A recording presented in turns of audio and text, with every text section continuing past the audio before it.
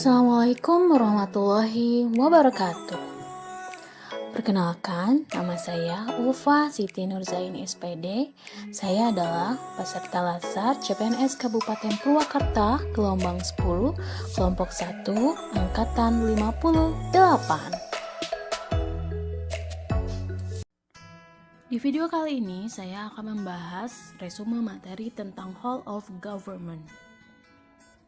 Ada 4 topik yang akan saya bahas. Yang pertama ada konsep WOG, yang kedua penerapan WOG dalam pelayanan yang terintegrasi, yang ketiga best practices penerapan WOG di berbagai negara, dan yang keempat implementasi WOG dalam perspektif kebijakan di Indonesia. Topik yang pertama adalah konsep WOG.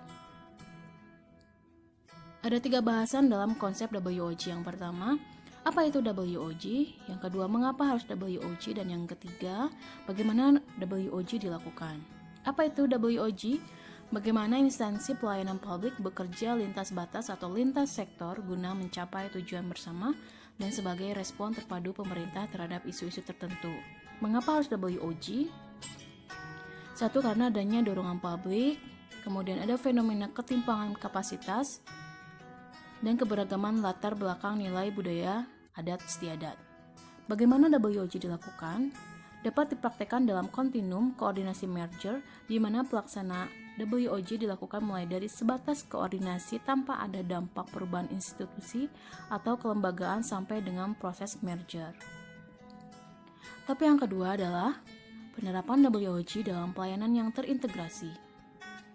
Penerapan WOG yang pertama, praktek WOG.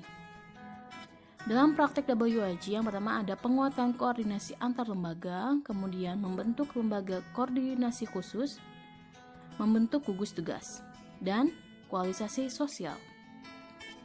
Yang kedua, dalam penerapan WOG itu ada tantangan. Tantangannya adalah yang pertama kapasitas SDM institusi, yang kedua nilai dan budaya organisasi, yang ketiga kepemimpinan. Penerapan WOG yang ketiga yaitu adanya pelayanan publik. Yang pertama, pelayanan yang bersifat administratif, kemudian pelayanan jasa, pelayanan barang, dan pelayanan regulatif. Dan yang keempat dalam penerapan WOG adalah pola pelayanan. Yang pertama, pola pelayanan teknis fungsional, kemudian pola pelayanan satu atap, pola pelayanan satu pintu, pola pelayanan terpusat, dan pola pelayanan elektronik. Topik yang ketiga adalah best practices penerapan WOG di berbagai negara. Prasyarat best practices antara lain adanya budaya dan filosofi. Menggabungkan dan adaptasi nilai-nilai WOG ke dalam budaya yang dianut sebelumnya merupakan keharusan agar tidak terjadi culture shock dalam dinamika organisasi. Yang kedua, cara kerja yang baru. WOG juga mensyaratkan adanya keahlian atau ekspresif yang melekat pada SDM yang terlibat di dalamnya. Yang ketiga, akuntabilitas dan insentif. Outcome dan pelaporan yang dibagi antar sektor, fleksibilitas serta bagaimana reward dan pengakuan menjadi bagian dari manajemen horizontal. Yang keempat, cara baru pengembangan kebijakan, mendesain program dan pelayanan.